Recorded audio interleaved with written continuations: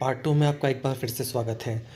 जो एजेंट्स आई हैं अथरिया है, उसको अब ये पता चलता है कि उसे फंसा दिया गया है, तो वो आगे अपने आप को बचाने का प्लान करता है और वह अपने असिस्टेंट और दोस्त को उसकी बेल का इंतज़ाम करने के लिए कहता है। अगले सीन में हमें दिखाया जाता है कि एजेंट साई को 5 दिन की इंटर्म बेल मिली होती है। यानी उसके पास इस केस को सॉल्व करने के लिए सिर्फ 5 दिन होते हैं। इसके बाद वो अपनी असिस्टेंट को आगे सबूत जुटाने के काम में लगाता है और खुद भी उस काम में लग जाता है। इसके बाद हमें दिखाया जाता है कि ये दोनों अब सबूत जुटाने का काम में लग जाते हैं और हर्षा और अजय, जिनका कि मर्डर हो चुका है और जिसके ऊपर इन लोगों को शक था, ये उनके बारे में जानकारी करना शुरू कर देते हैं।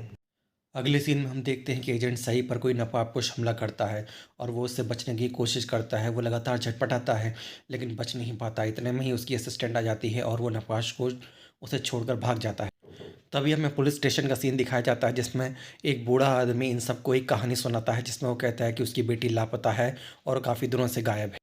तभी इन्हें पता चलता है कि उनके आसपास एक लड़की की लाश मिली है और ये लोग उस लाश को देखने उस बूढ़े आदमी के साथ चले जाते हैं।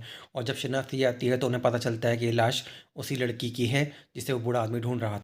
इन्हें यह भी पता चलता है कि हुसैन नाम का एक आदमी इनका पीछा कर रहा था और ये हुसैन को पकड़ कर ले आते हैं और बाद में उससे पूछताछ करते हैं जिसमें पता चलता है कि हुसैन भी एक जासूस है जो कि इन लोगों के पीछे किसी ने लगाया। अब हुसैन भी इनके साथ काम करने लगता है और उनकी एक टीम बन जाती है जिसमें साई अथरिया, उसकी असिस्टेंट, एक पुलिस इंस्पेक्टर और हुसैन सब लोग मिलकर इस केस को सॉल्व करने के लिए उसकी गुत्थी सुलझाने में लग जाते हैं। फिर धीरे धीरे चीज़ों के राज खुलने लगते हैं और उन्हें पता चलता है कि ये सब कैसे हो रहा है और कौन कर रहा है। अगले सीन में हमें दिखाया जाता है कि एजेंट साई अपने ऊपर खुद एक हमला करवाता है और अपनी जगह अपने एक दोस्त को हॉस्पिटल में एडमिट करवा कर वहाँ से निकल जाता है। अब ये सब लोग गोपालन के पास जाते हैं। गोपालन वही आदमी था जिसने दिव्या नाम की एक झूठी तस्वीर दिखाकर उसे अपनी बेटी बताकर एजेंट साई को फंसाया था। जब ये उसके पास पहुँचते हैं तो देखते हैं कि वो शराब पी रहा। जब ये सब लोग उससे सच्चाई उगलवाना चाहते हैं तो वो शराबी होने का और नाटक करता है और एक पगवा और मांगता है, लेकिन बाद में सख्ती से पूछताछ करने पर वो सारे राज धीरे धीरे खोलने लगता है। गोपालन, जिसका असली नाम बाबूराव बताया था, वो धीरे धीरे बताता है कि वो बेरोजगार हो चुके थे। उनकी पहले एक नाटक कंपनी थी। एक दिन उसके पास एक फ़ोन आता है और वो उसे एक काम के बारे में बताते हैं। वो काम होता है कि वो लाशों को जलाते हैं। वो अनजान लाशों को एक सुनसान इलाके में ले जाकर उसे जला देते हैं। वो अपने मालिक को नहीं पहचानता था। उसके पास सिर्फ एक फ़ोन आता था और लोकेशन के हिसाब से वो लाशों को उठाकर रेलवे ट्रैक पर अपलोड किया कर देते थे और रास्ते में कहीं भी उन्हें फेंक दिया करते थे।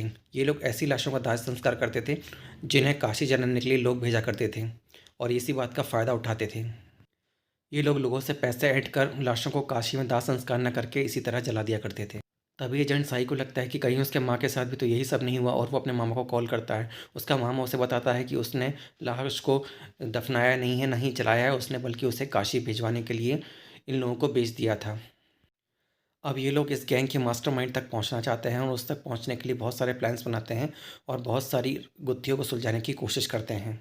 ये सारी मिली हुई लाशों के फोटोग्राफ्स और दूसरे सबूतों को ध्यान से देखते हैं और एक एक करके सभी बारीकियों का अध्ययन करते हैं। इसके बाद ये लोग पाते हैं कि इनमें से एक फ़ोटोग्राफ जो कि उस दूसरे बूढ़े आदमी ने बताया था, जिसकी उसने शिनाख्त की थी कि वो उसकी बेटी है, वो फेक साबित होता है और ये लोग समझ जाते हैं कि वास्तव में वो बूढ़ा आदमी और उसकी बेटी यानी कि वैजंती ही इस सब की मास्टरमाइंड है, जो कि अजय और हर्षा की साथी थी और ये तीनों एक साथ एक ही कॉलेज में क्रिमिनोलॉजी के स्टूडेंट थे और वैजंती ने ही ये सारा मास्टरमाइंड वैजंती ही थी और ये सारा किया धरा उसी का था। अब वैजंती के एनजीओ पहुंचते हैं लेकिन वहाँ इन्हें कोई नहीं मिलता, लेकिन अथया समझ जाता है कि ये लोग ट्रेन से राजस्थान की तरफ भागे हैं क्योंकि सारे सबूत उसी तरफ इशारा कर रहे थे।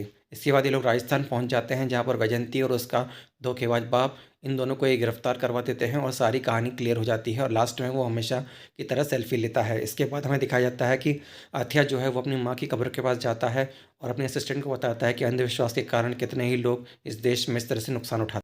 हुसैन बिल इसके बाद अपने घर चला जाता है और इस तरीके से इस बेहतरीन फिल्म का समापन हो जाता है। अगले वीडियो में फिर मिलेंगे। टेक केयर दोस्तों, नमस्कार।